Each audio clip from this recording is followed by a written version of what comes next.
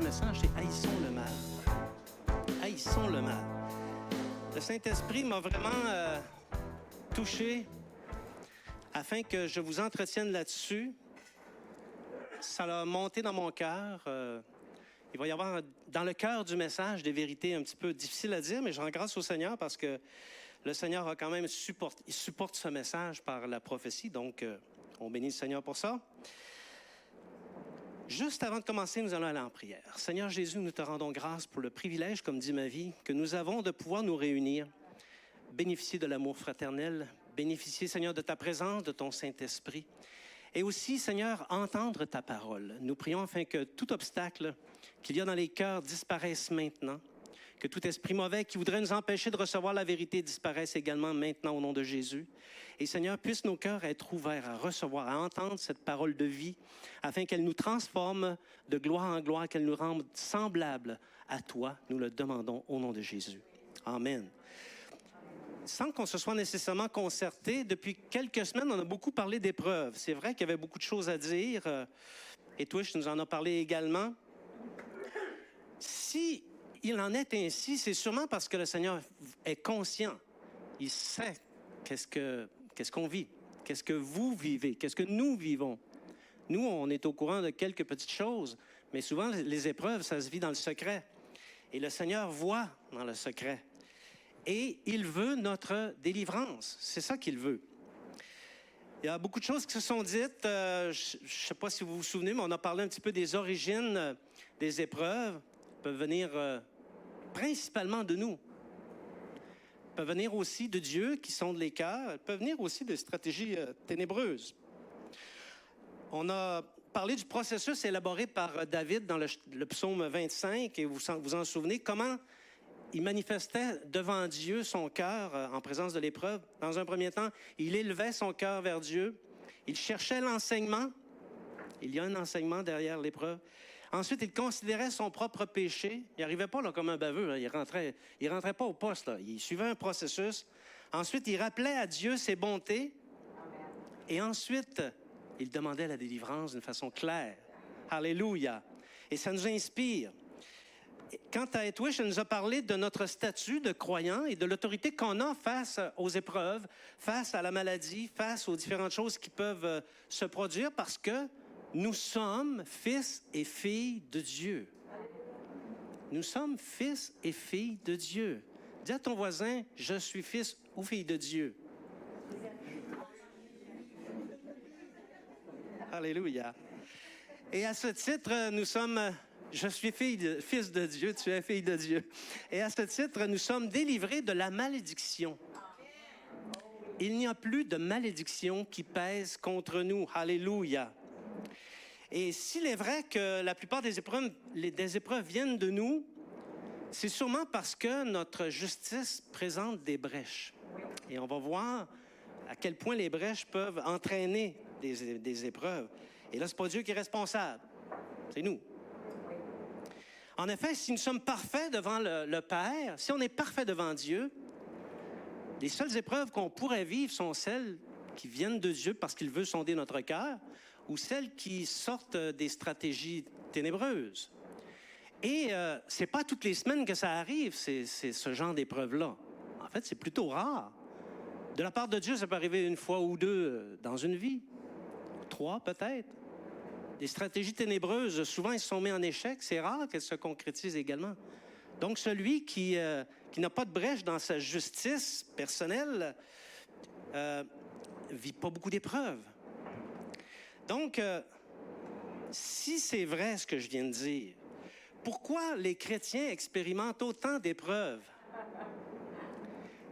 Pourquoi? Lançons un pavé dans la mare. Est-il possible que ce soit parce que les chrétiens font des accommodements déraisonnables avec le mal? Si tu es chrétien et que tu ne combats pas le mal, parce que comme chrétien, on doit combattre le mal, si tu ne combats pas le mal dans ta vie, puis dans ton environnement lorsque c'est possible, j'ai une vérité pour toi. Accepte les épreuves. Elles vont venir. OK? Parce qu'il est une vérité indiscutable. Dieu est très élevé dans les cieux et il règne souverainement sur la terre. Et il exerce la droiture, la justice et l'équité. Et ce sont trois sujets qu'on va regarder un petit peu plus profondément. Son règne est fondé là-dessus. Et il s'attend que les siens, ceux qui lui appartiennent, ses disciples, il s'attend qu'ils se tiennent dans ses vertus et qu'ils haïssent le mal. Et on va parler beaucoup du mal aujourd'hui. Et on va examiner nos cœurs pour voir si oui ou non on haït le mal. Okay? Et celui qui fait comme Dieu, qui se tient dans la droiture, la justice et l'équité, bien, il va être gardé, protégé, et il va être vainqueur sur toutes choses. Amen. On va lire ensemble, j'espère que je l'ai ici. Oui, je l'ai. Le psaume 97. On le lit au complet, OK? Ce matin, je me sens généreux. J'ai le cœur généreux. On va lire le psaume 97 au complet. L'Éternel règne. Que la terre soit dans l'allégresse. Que les îles nombreuses se réjouissent. Les nuages et l'obscurité l'environnent. La justice et l'équité sont la base de son trône. Le feu marche devant lui et embrase alentour ses adversaires. Ses éclairs illuminent le monde. La terre le voit et tremble. Les montagnes se fondent comme la cire devant l'Éternel, devant le Seigneur de toute la terre. Les cieux publient sa justice et tous les peuples voient sa gloire. Ils sont confus, tous ceux qui servent les images, qui se font gloire des idoles. Tous les dieux se prosternent devant lui. Sion l'entend et se réjouit. Les filles de Juda sont dans l'allégresse à cause de tes jugements, ô Éternel. Car toi, Éternel, tu es le Très-Haut sur toute la terre. Tu es souverainement élevé au-dessus de tous les dieux. Vous qui aimez l'Éternel, haïssez le mal. Il garde les âmes de ses fidèles, il les délivre de la main des méchants. La lumière est semée pour le juste et la joie pour ceux dont le cœur est droit. Juste, réjouissez-vous en l'Éternel et célébrez par vos louanges sa sainteté. Merci Seigneur. C'est un passage intéressant et le fait maintenant est établi, on l'a lu, les vrais disciples haïssent le mal sous toutes ses formes. C'est simple? C'est facile? C'est élémentaire, dirait M. Watson. Dans un tel contexte, c'est-à-dire, dans quel contexte? On va parler du mal, mais il faut le placer dans son contexte, le mal, pour bien le comprendre. Parce qu'on vit dans une génération qui appelle le bien mal et qui appelle le mal bien. Okay? Donc, il faut regarder dans quel contexte le mal existe. Et on doit haïr le mal. Tout le monde va dire qu'il est d'accord avec ça. Mais quelles sont ces formes les plus insidieuses? Et on va parler des formes insidieuses. Et enfin, quel est le grand bénéfice de pratiquer le bien en haïssant le mal? C'est de ça qu'on parle ce matin. Vous êtes avec moi? Établissons une chose en démarrant. Dieu règne. Dieu règne. Et la gloire de Dieu se voit partout, comme à l'œil nu. Souvent, on entend, vous avez sûrement entendu ça, on dit, il y en a qui disent, je le dis aussi, le monde appartient à Satan. Et c'est vrai. Mais le règne appartient à Dieu. Alléluia. Comme nous l'avons vu dans le message portant sur le dessein de Dieu, qu'importe ce que les hommes pensent, ce que les nations pensent, ce que les rois de la terre pensent, ce sont les stratégies de Dieu qui s'exécutent, ce sont les volontés de Dieu qui s'exécutent et rien d'autre. Okay?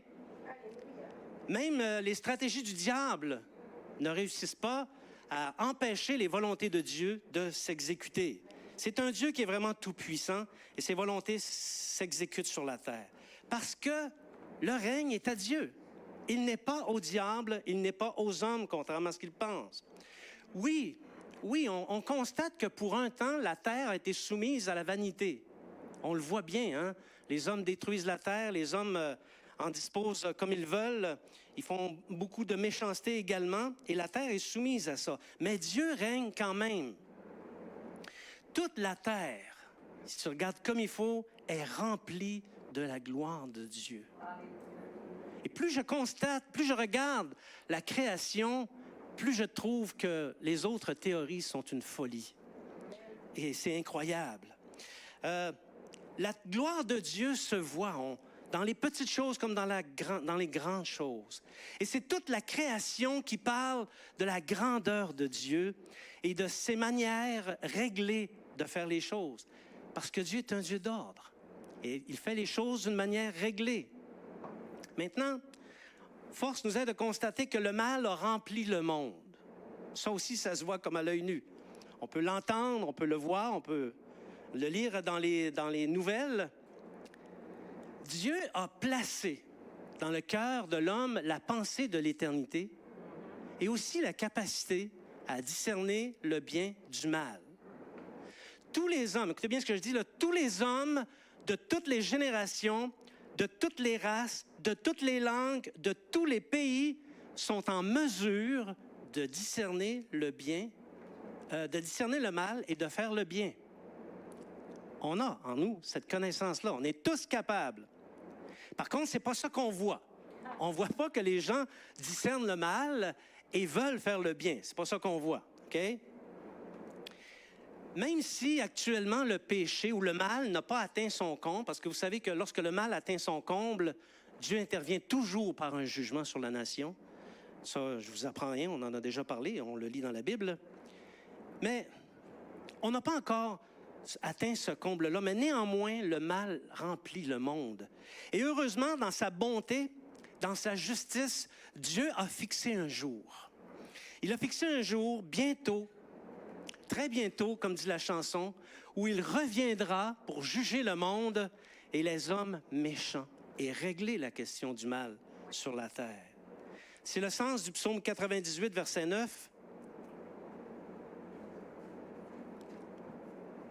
Faites-moi entendre les feuilles de votre Bible.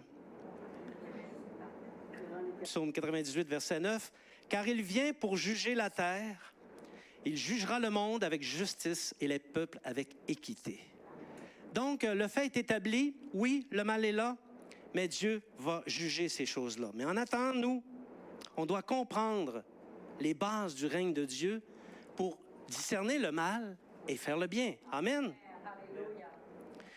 Une petite rétrospective du plan de Dieu. Avec la venue du Seigneur Jésus sur la terre, il y a plus de 2000 ans, Dieu a procédé à la vitesse grand V afin de sauver le plus grand nombre d'hommes possible et de les intégrer dans son royaume. S'il règne, c'est parce qu'il a un royaume. Hein? Et normalement, un royaume, c'est constitué de gens, de personnes. Et le royaume de Dieu est grand. Il veut sauver les hommes afin de remplir son royaume. Le royaume de Dieu, il existe. Il est pas dans le ciel. Les règles qui le régissent sont peut-être là. Mais le royaume de Dieu, il est ici-bas sur la terre, parmi les hommes. Si un jour tu as fait la paix avec Dieu par le moyen de son sacrifice, tu as demandé pardon pour tes péchés, je t'informe que tu fais partie du royaume de Dieu. Alléluia.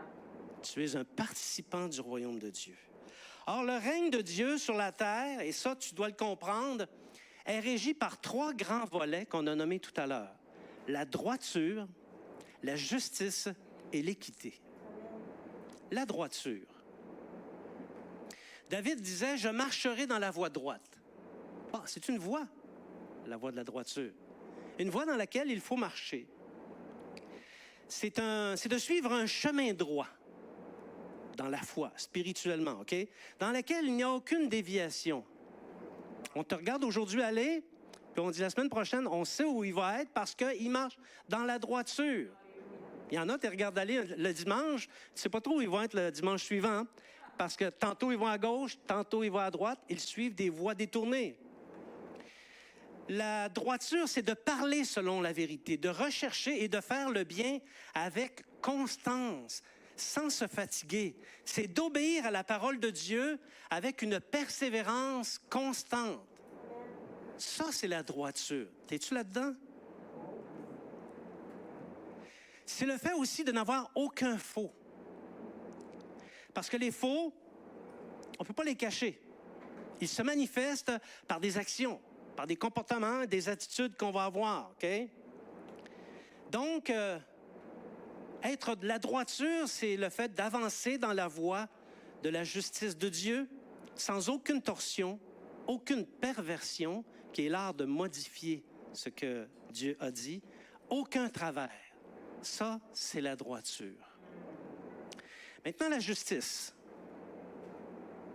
C'est l'autre volet du fondement du royaume, du règne de Dieu. La justice, c'est le fait de faire ce qui est juste aux yeux de Dieu. Ça aussi, c'est facile à comprendre. Mais pas ce qui est juste à tes yeux. Parce que tu peux faire une chose qui est juste à tes yeux, mais aux yeux de Dieu, c'est une injustice.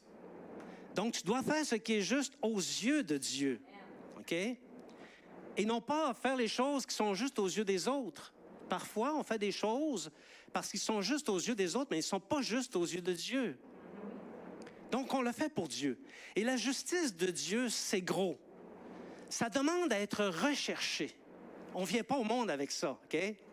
Jésus a dit dans Matthieu 6,33, je ne pense pas, je l'ai mis le passage, « Cherchez premièrement le royaume et la justice de Dieu. » Il nous le dit, « Cherchez-la. » Si tu ne cherches pas la justice de Dieu, tu ne pourras pas la pratiquer. Il y a un fait qui est véridique là-dedans. Donc, comment on fait pour découvrir la justice de Dieu? Bien, lis la Bible. La Bible est remplie des enseignements du Seigneur sur ce qui est juste à ses yeux, pas aux yeux de la génération. Il y a plusieurs années, dans une église d'une autre constellation que celle-ci, j'avais préparé un document pour enseigner les disciples. J'avais extrait les grands enseignements de la justice de Dieu et j'avais placé ça dans un document que j'appelais le perfectomètre des comportements de la perfection. J'avais isolé 184 comportements liés à la justice de Dieu. Là-dedans, on retrouve aimer Dieu de tout son cœur, prendre un jour de repos dans la semaine, rendre témoignage devant les instances selon la vérité. On avait ne pas s'irriter dans les situations qui peuvent nous toucher de près. On avait faire preuve de réciprocité dans nos sentiments les uns envers les autres. On avait se dépouiller des œuvres des ténèbres. Je nomme pas tout, là, je vous en donne quelques-uns. On avait fuir la magie, être ferme, inébranlable, travailler de mieux en mieux à l'œuvre du Seigneur, faire ce qui est bien en travaillant de ses propres mains, rejeter la cupidité ou l'amour de l'argent, être toujours joyeux, prendre soin des membres de notre famille, souffrir pour l'Évangile, être irréprochable, veiller à ce que tous reçoivent la grâce de Dieu, faire le bien qui est connu et possible de faire, demeurer dans la doctrine de Christ, se garder des vices contre nature, haïr jusqu'à la tunique souillée par la chair. 184 comportements sur lesquels on pouvait s'évaluer chacun, puis déterminer dans quelle mesure on est dans la perfection. Personne ne l'a fait, OK? Personne ne l'a fait. Je vous le dis tout de suite, là. Non, même moi, je ne l'ai pas fait. Donc, le principe, c'est de lire la Bible, de retenir les enseignements qu'elle contient par rapport à la manière de faire le bien et la justice de Dieu qui plaît au Seigneur, OK? Le principe, c'est le suivant. Je lis, j'agis. Je vois, je fais. Si c'est écrit dans la Bible, si le Seigneur me demande de le faire, je le fais. Je ne suis pas le genre, personnellement, je ne suis pas le genre à questionner Dieu. Seigneur, pourquoi tu écris ça dans la Bible? Pourquoi il faut faire ça? Non, c'est écrit de faire ça, je le fais. Merci, bonjour. Et vous n'avez pas idée du nombre de comportements comme chrétien que j'ai adoptés dans ma vie qu'aucun autre chrétien n'a adopté. Beaucoup de comportements qui n'ont pas été suivis par nombre de chrétiens. Et pourtant, c'est des comportements qu'on voit dans la Bible. Donc, la justice de Dieu, il faut que tu la cherches. Il faut que tu la découvres. Et surtout, il faut que tu la pratiques. Le troisième volet, l'équité. C'est un volet qui est un peu plus simple, mais c'est une base aussi du royaume de Dieu. C'est de rendre à César ce qui appartient à César et à Dieu ce qui appartient à Dieu. C'est ça l'équité. Ce qui est à toi, c'est à toi. Ce qui est aux autres, c'est aux autres. Et ce qui est à Dieu, c'est à Dieu. Souvent, avec les autres, on n'est pas pire. Avec Dieu, parfois, le bas blesse. On ne donne pas à Dieu ce qui appartient à Dieu. Par exemple, des balances équitables. Si on est dans le commerce, si on est dans les affaires, des contrats équitables, des affaires équitables, des dons et offrandes équitables.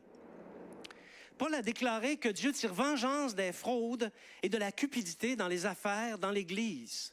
Si un frère, une sœur use de fraude, et allez pas penser qu'il n'y a pas de fraude, il y en a. Il y a de la fraude. Mais Dieu tire vengeance de ça. Qu'est-ce que ça veut dire?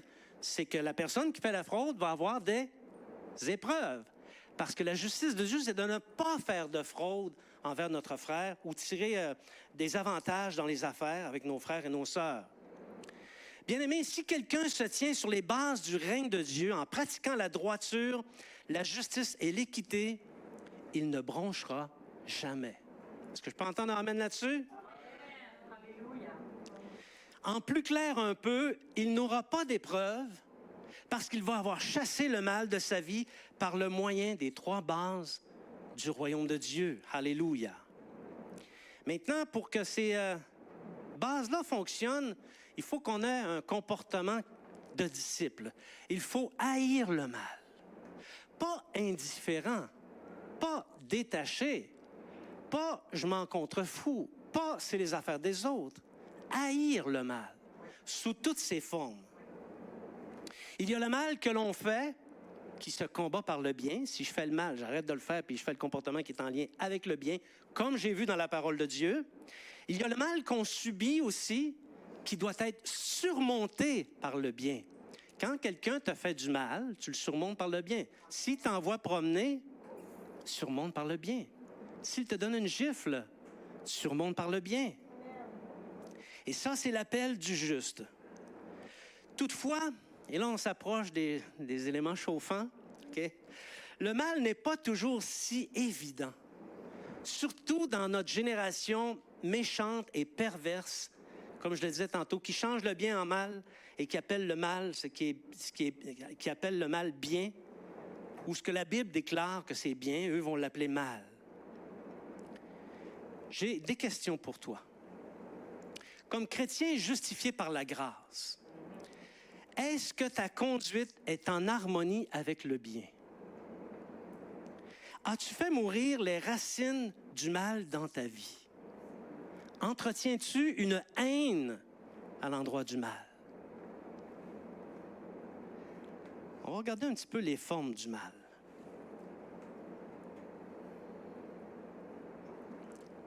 Il fait une chaleur à dormir, hein? J'espère juste que je ne suis pas trop endormant. À ceux qui marchent dans l'intégrité, le Seigneur donne la sagesse et l'intelligence de comprendre les choses selon ses perspectives à lui, selon les bases de son règne. C'est ce qu'on voit dans Proverbes, chapitre 2, versets 9 à 5, et on va le lire. Proverbes, chapitre 2, versets 9 à 5.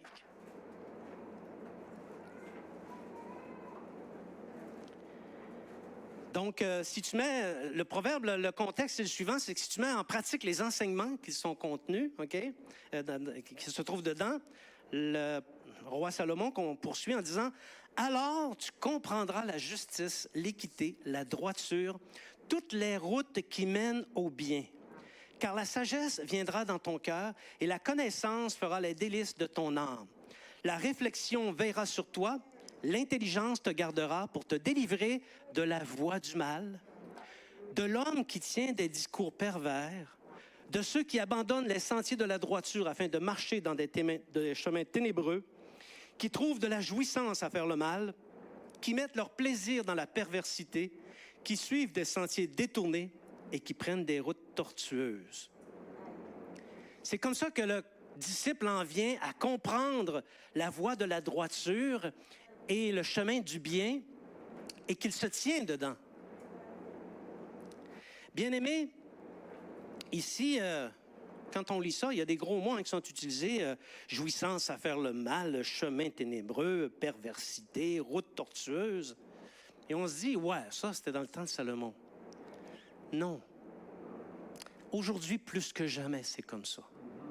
Et aujourd'hui, plus que jamais, il faut qu'on parle des chemins ténébreux, des sentiers détournés, des routes tortueuses et des discours pervers qui menacent l'Église. Pourquoi je dis ça? Bien, c'est parce qu'on les reconnaît dans le discours des chrétiens. Les chrétiens tiennent le discours du monde. Ils retiennent les enseignements qui se trouvent dans le monde. Donc aujourd'hui, je vais parler de chemins tortueux, de certaines voies du mal, afin de vous encourager à les haïr. Pas être dans l'indifférence ou dans les accommodements déraisonnables. À les haïr d'une haine parfaite et à vous en tenir éloignés.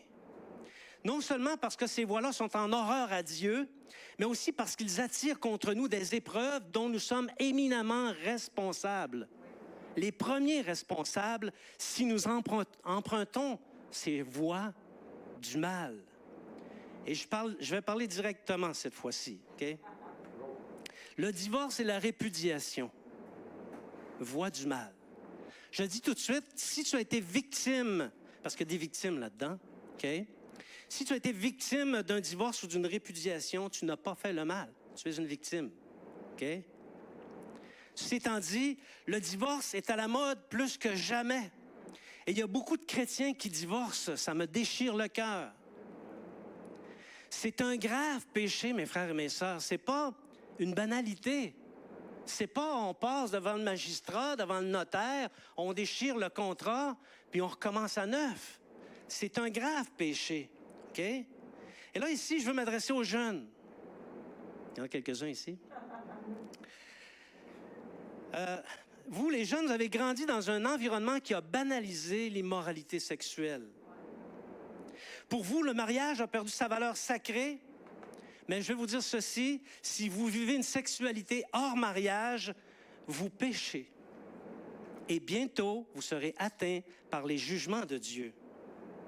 Voici ce que je vous dis, mariez-vous. Mariez-vous et considérez comme saints les enseignements de la Bible sur le mariage jusqu'à ce que la mort vous sépare.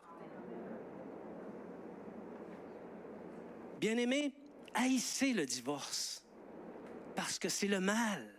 Et prenez garde au sentier qui y conduit. Si tu es marié, tu sais de quoi je parle. Il y a des sentiers qui conduisent au divorce.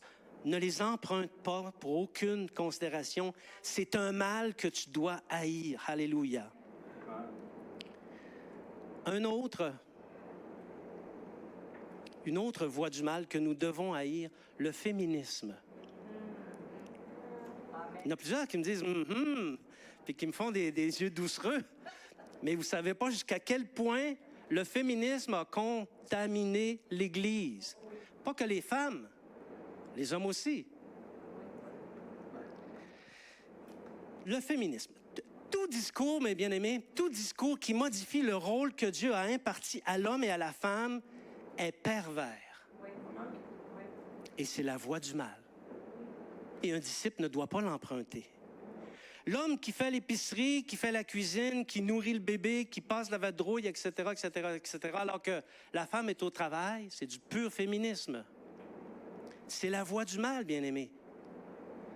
Ah, peut-être vous pouvez me regarder en disant, là, lui, il charrie pas mal. D'après moi, il n'est pas conscient qu'il est en 2019. Mais pensez-vous sincèrement que Dieu ne voit pas que les hommes dans les églises sont devenus féminisés? Pensez-vous que Dieu ne voit pas ça? Et que les femmes sont devenues masculinisées? Le mot existe, il ne me l'a pas souligné, OK? Donc, les rôles ont changé dans l'Église. Et c'est la voie du mal. Plus on avance, plus les femmes sont à l'avant-plan et les hommes à l'arrière-plan. Et ça devrait plaire à Dieu. Je n'ai pas besoin de vous suggérer la réponse, vous la connaissez. Je ne parle pas ainsi pour offenser quelqu'un. Je veux juste dire la vérité. Si vous voulez me lancer des roches, il n'y a aucun souci. Je vais l'accepter et je vais surmonter le mal par le bien. Mais il faut dire la vérité. D'ailleurs, sois donc honnête avec toi-même par rapport à cette question. Es-tu dans la voie enseignée par Dieu? Si la réponse est oui, lâche pas. Si la réponse est non, corrige le tir. Parce que Dieu t'a donné un rôle comme femme et Dieu t'a donné un rôle comme homme et tu dois supporter ce rôle-là. C'est ta responsabilité d'harmoniser ta conduite avec les enseignements de la Bible et non d'harmoniser la Bible avec ta conduite. Je l'ai travaillé, celle-là. OK? C'est ta responsabilité d'harmoniser ta conduite avec les enseignements de la Bible et non d'harmoniser la Bible avec ta conduite. Hommes, frères, soyez des hommes et prenez les responsabilités que Dieu vous a conférées. Travaillez pour le pain de toute la maison, assurez la direction du foyer, éduquez vos enfants et servez Dieu de toutes vos forces. Ne demandez pas à votre femme de servir Dieu à votre place. C'est à vous que c'est donné de servir Dieu de toutes vos forces. Alléluia. Aimez véritablement vos femmes en leur donnant tout l'honneur qui leur est dû. Rendez à vos femmes l'honneur qui leur est dû. Je ne vais pas plus loin là-dessus, mais je pourrais, si je voulais, OK? Femme, sœur, garde ton rang, assume la maisonnée, aime ton mari, sois modeste et chaste, enseigne tes enfants dans la voie du Seigneur. Amen. C'est ça le rôle que Dieu t'a imparti comme femme. Et du reste, haïssons le féminisme parce qu'il pervertit les voies du Seigneur. Haïssons le féminisme. Identifions dans notre vie les traces du féminisme pour l'en retirer de manière à ce qu'on soit pleinement dans le chemin du bien tel que Dieu nous l'enseigne. Un autre volet un autre chemin du mal qu'il faut dénoncer, mais bien aimé, l'avortement. Le discours pervers a embelli cette voie du mal en l'appelant IVG, interruption volontaire de grossesse. C'est-tu pas cute un peu? C'est son corps et c'est elle qui prend la décision sur une base éclairée, sur la base de sa volonté d'interrompre sa grossesse. C'est beau, hein, quand tu regardes ça. Mais c'est surtout la voie du mal. Le discours pervers raconte aux femmes un mensonge à l'effet que leur corps leur appartient. Mais bien aimé, c'est faux. Le corps, il appartient à Dieu. Même chose pour la vie qui l'habite. Et quand Dieu multiplie la vie par les moyens qu'il a établis, c'est pour que celle-ci soit menée à son terme. Et non pas pour qu'elle soit interrompue. Que les gens du monde suivent cette voie-là, c'est une chose. Je ne suis pas d'accord, OK? Mais c'est une chose. Je ne peux pas y changer grand-chose non plus, tu sais. Mais que des chrétiens s'y trouvent dans cette voie, ça, c'est une autre chose. Bien-aimé, si tu as suivi cette voie, demande pardon au Seigneur, mais de grâce, retire-toi de cette voie et n'y remets jamais plus les pieds. Une dernière chose pour compléter ce petit volet. Bannis le recours aux solutions abortives. Tu comprends mon langage, j'ai choisi mes mots. Abandonne ces solutions-là et les stérilets qui n'empêchent pas la fécondation, mais qui tuent l'embryon à son premier stade. En théologie, on apprend que l'âme humaine entre dans l'embryon sitôt que le croisement génétique, le croisement du bagage génétique. Il y a une âme. Même s'il n'y a pas de cœur, pas de cerveau, il n'y a pas de bras, il n'est pas encore formé. L'âme est donnée par Dieu. Et mes bien-aimés, il y a une âme. Et si tu utilises un stérilet, tu tues l'embryon à ses premiers stades. Fais d'autres choses. Change ta méthode. Trouve une méthode qui tue personne. C'est dur ce matin? Il faut haïr le mal. Une autre chose qu'il faut haïr, l'idolâtrie. On en parle beaucoup. Mais savez-vous, il faut revenir constamment là-dessus. Premièrement, parce qu'il y a toujours des gens qui s'ajoutent. Hein? Ils ne sont pas nécessairement conscients de l'enseignement là-dessus. Et aussi, il faut revenir sur ce sujet parce que les chrétiens ont tendance à être idolâtres. Et de cette manière, à déplaire au Seigneur et entraîner contre eux la jalousie du Seigneur. Je vais vous montrer une photo, OK? Simon, la numéro 1, s'il te plaît. Bon. j'aimerais que vous me disiez, qui est cette personne?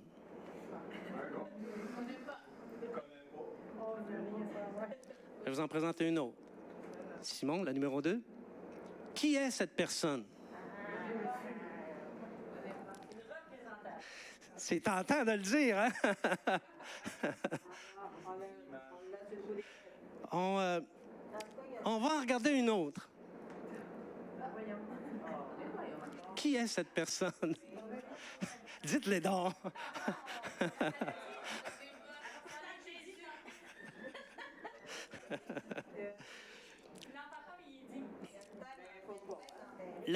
Écoutez, la Bible dit, ils seront confus tous ceux qui servent les images.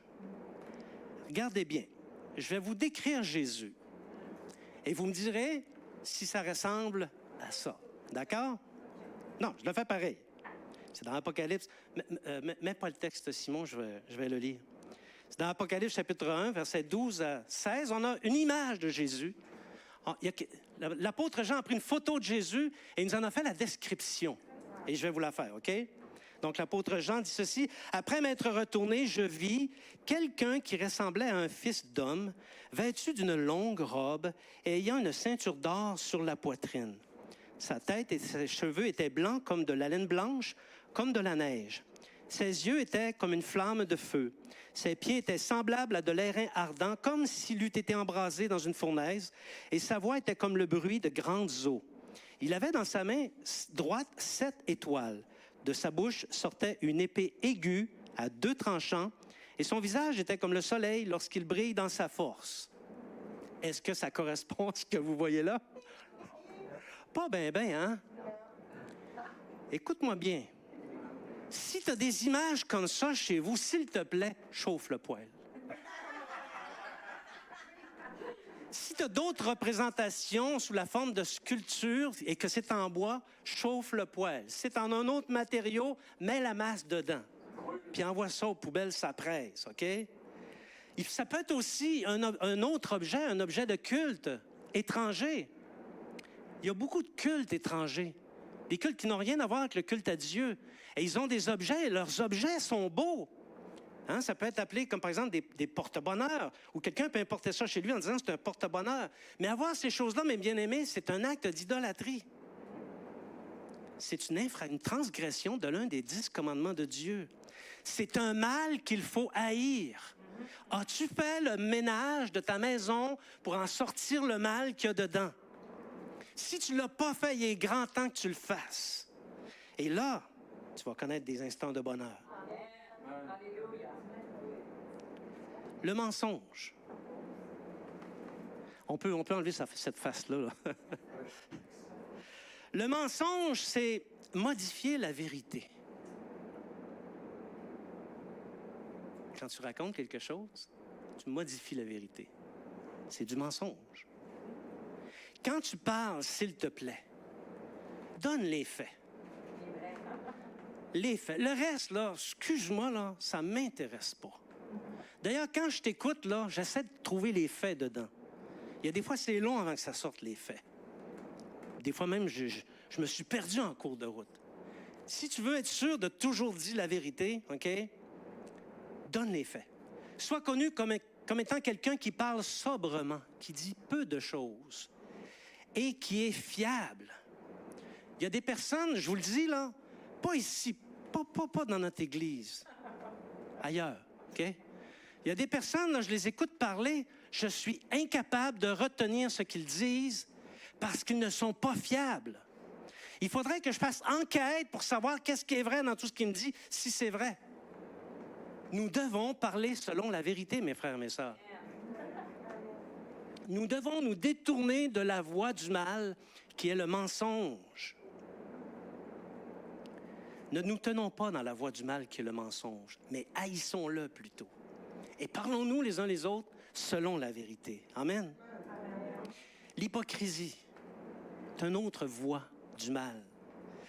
L'hypocrisie, c'est le levain des pharisiens. On en a parlé un peu dans un message précédent.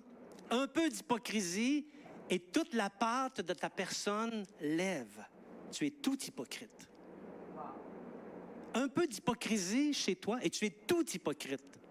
Parce qu'un peu de levain fait lever la pâte. Comment on répond à ça? Sois vrai. Ce que tu vois, c'est ce que tu es. C'est-à-dire, ce que je vois, c'est ce que tu es. Sois vrai. Sois honnête. C'est un art, être honnête. Hey, on en a des occasions pour enfiroiper le monde. Soyons honnêtes et soyons authentiques. Soyons vrais. La duplicité, les doubles standards, c'est de l'hypocrisie. Dis-toi bien une chose, si je détecte double standard chez toi, tu me dis que tu es un hypocrite. Appelons les choses par leur nom. Haïssons cette voie du mal qui est l'hypocrisie. L'immoralité sexuelle. Ah non, il ne va pas encore nous parler de ça. Oui, parce que c'est imparable. C'est imparable. Il faut en parler dans l'Église de peur que les chrétiens ne deviennent comme les gens du monde. Puis les gens du monde, tout le monde le fait le don. Donc, le discours ténébreux et pervers dit qu'on n'a qu'une seule vie à vivre et que de mener une vie sexuelle active est sain pour le corps et l'esprit. Qu'il n'y a pas de mal à se faire du fun. Qu'on appelle ça faire l'amour, et faire l'amour, c'est pas mal. C'est beau. Mais c'est un mensonge, c'est un ramassis de mensonges. Et surtout, c'est la voie du mal. L'immoralité sexuelle, on va parler clairement. Vous ne pourrez pas me faire le reproche de ne pas vous avoir dit les vraies choses. Je vous l'ai dit, les vraies choses. C'est tout rapport sexuel en dehors du mariage. Je donne le temps que ça fasse son chemin dans votre espace sous le crâne, OK? Donc, si tu es marié, donne-toi-en du fun. Livre-toi aux étreintes, OK? Il n'y en a pas de problème. Là, c'est vrai qu'on peut dire que Dieu a créé ça, et puis tu peux l'utiliser, puis tu es marié, tout est correct, tout est dans l'ordre. Tout est selon ce que Dieu a voulu, OK? Mais si tu n'es pas marié, ne fais pas le mal. Haïs ce mal d'une sexualité hors mariage. Cherche plutôt à faire la volonté du Père qui a préparé ton mari et ta femme, et sois patient jusqu'à ce que tu le trouves ou que tu la trouves. Attends-la. Attends-le dans une pureté sans faille. Amen. Ça va? Vous me suivez toujours? OK. Le blasphème. Le blasphème, Régent. Là, t'exagères un peu, là. Ici, on parle pas... Ici, là, quand je parle du blasphème, on ne parle pas de descendre les saints du ciel. OK? Bien que descendre les saints du ciel, c'est du blasphème. Je ne veux pas dire que ce n'est pas du blasphème. Mais ce n'est pas de ça nécessairement que je veux parler. D'ailleurs, les chrétiens, ça ne descend jamais les saints du ciel. Ben oui, j'entends des chrétiens sacrés. Je n'en reviens même pas. Écoute, les autres, ils feront ce qu'ils veulent. Là. Mais toi, que ta bouche et que ta langue soient sanctifiées. Cesse d'invoquer les saints et de porter atteinte aux noms qui sont dans le ciel. Même les pseudos, n'y recours pas, parce que les pseudos sont des remplacements des vrais. Trouve-toi d'autres choses. Moi, je dis flûte. J'en ai un autre que je ne dirais pas. Donc, j'en ai d'autres aussi. J'ai quand même un registre, mais rien qui vient d'en haut, OK? Bon, mais c'est pas de ça que je veux parler, bien que j'en ai parlé un peu. Le blasphème, c'est le fait de déshonorer le nom de Dieu. Est-ce que comme chrétien, on blasphème? Écoute bien. Quand tu gardes sous ton toit des idoles ou des choses interdites et que tu dis « Non, ce ne sont pas des idoles, ce sont des objets d'art », est-ce que ce n'est pas porter atteinte à l'intégrité du beau nom du Seigneur Jésus, du beau nom de Dieu? Ou porter atteinte à l'intégrité de la parole de Dieu qui est sortie de la bouche de Dieu? Quand tu te livres à l'immoralité sexuelle et que tu dis « Je suis correct parce que c'est ainsi que j'ai été créé, je vis ma liberté ». Si tu es chrétien et que tu fais ça, est-ce que ce n'est pas un blasphème? Est-ce que tu ne portes pas atteinte à l'honneur de Dieu? Quand tu enseignes à pratiquer une loi de Dieu, puis tu connais la loi, puis tu la connais même par cœur, puis tu l'enseignes aux autres, mais que toi-même tu ne le fais pas ou que tu agis autrement dans le secret, à la face des uns, tu es une certaine personne, puis dans le secret, tu es une autre personne, est-ce que c'est pas déshonorer le nom de Dieu? Est-ce que c'est pas un blasphème? Quand tu empruntes le discours des pervers pour féminiser ta famille, pour subir un avortement ou pour divorcer, et que tu dis, dans mon cas, parce que ça, je l'entends souvent, dans mon cas, la parole de Dieu ne s'appliquait pas. Est-ce que c'est pas un blasphème? Bien-aimés, toutes ces pratiques sont la voie du mal. Et il nous faut les haïr parce qu'elles pervertissent les bases du règne de Dieu, que sont la droiture, la justice et l'équité. Alléluia. Et c'est en ces choses que Dieu jugera le monde et qu'il tirera justice. C'est en ces choses et aussi d'autres que la règle de justice Draxo interviendra, que maintenant vous connaissez par cœur. Ne la dites pas vous autres. Draxo veut dire... Vas-y, Karine. Dieu rendra à chacun selon ses œuvres. Si tu te trouves en travers quand Dieu va juger ces choses-là, qu'est-ce que tu vas faire? Vas-tu dire à Dieu, Seigneur, Seigneur, il me fallait bien être de mon temps? Ben, si tu dis ça, il va te dire ceci, bien maintenant, fais ton temps. Haïssons le mal sous toutes ses formes, discerne le bien, pratique-le et des temps de rafraîchissement viendront soulager ta vie de misère. Alléluia. Demeurez sous la protection de Dieu. On s'est allongé un peu ce matin, on s'est étiré un petit peu. Je peux arrêter si vous voulez, comme je peux continuer. OK, merci.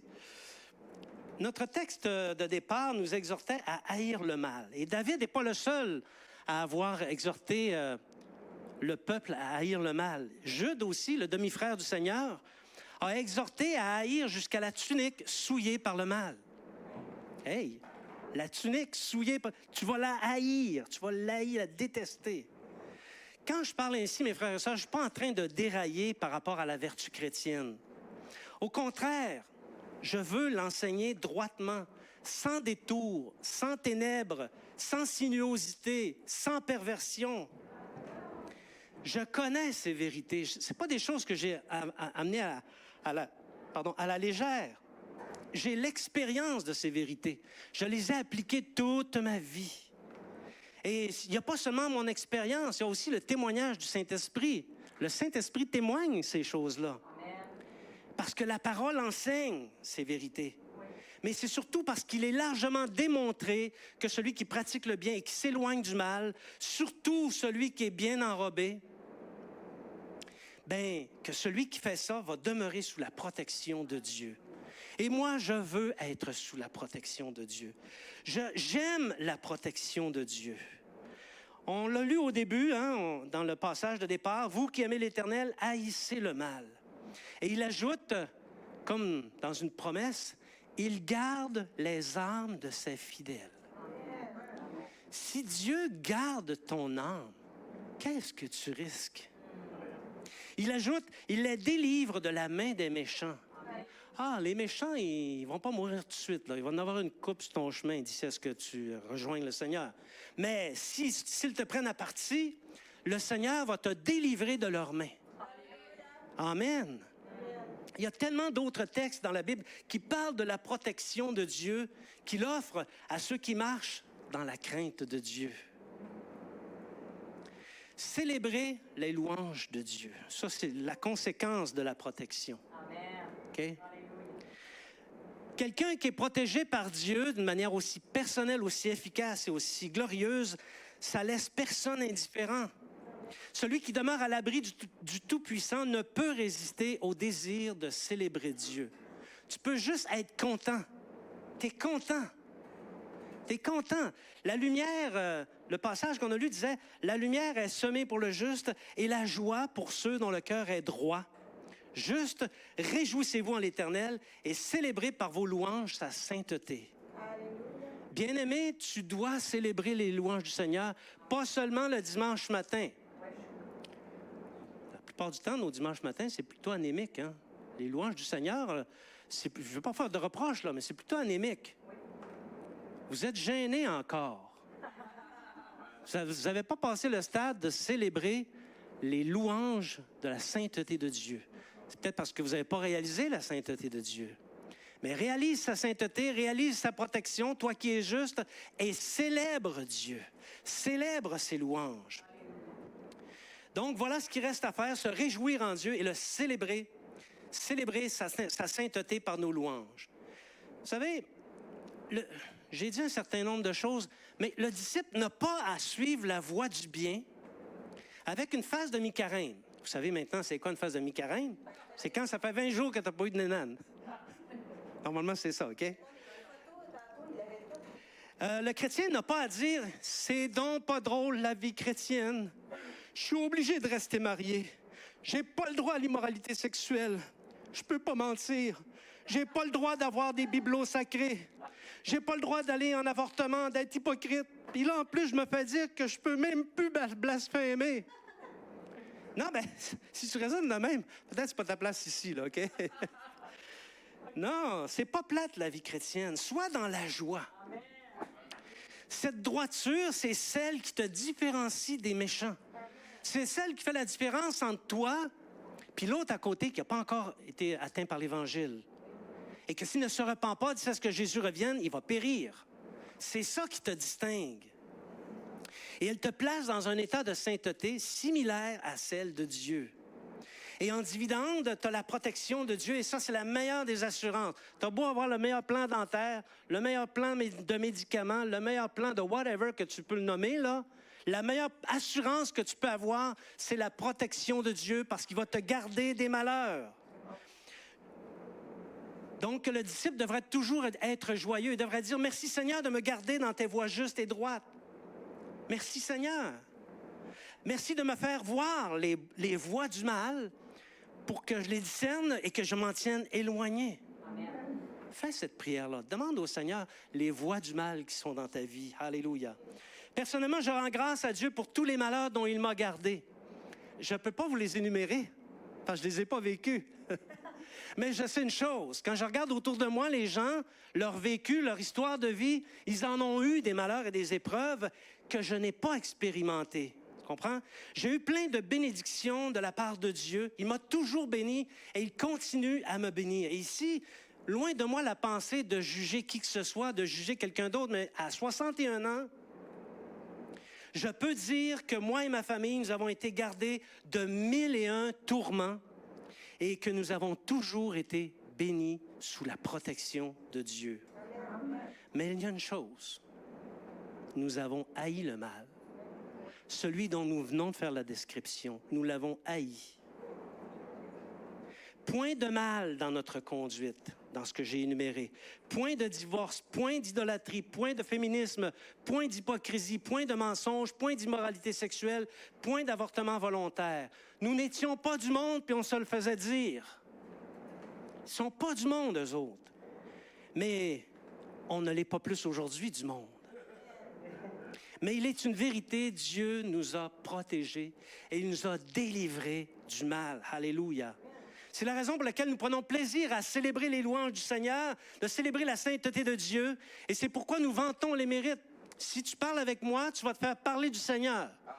Et je vais te vanter les mérites de ce Dieu grandiose. Alléluia. Et on enseigne aux autres à faire la même chose. Merci Seigneur. J'invite les musiciens.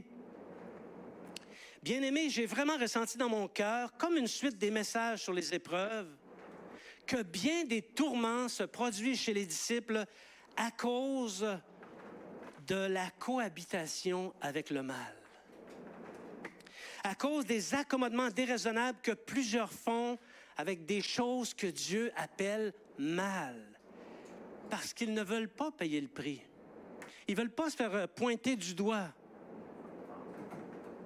Notre génération est méchante et perverse et elle a mis ses plus beaux apparats dans les domaines de la famille, des relations, pour séduire les disciples. Et croyez-moi, beaucoup sont séduits. Le Saint-Esprit a vraiment pointé ces quelques descriptions des voies du mal parce que plusieurs de ses enfants se trouvent dedans pour leur plus grand malheur. Entre nous, quand une personne expérimente une grande épreuve parce qu'elle déplaît au Seigneur sur l'une ou l'autre des pratiques dont on a fait la description, okay, comment doit-on prier pour elle? Parce qu'elle va venir à l'avant, elle va dire « J'ai besoin que tu pries parce que je suis dans une grande épreuve. » Et comment on prie? Est-ce qu'on dit « Seigneur, au nom de Jésus, délivre-la de l'épreuve » ?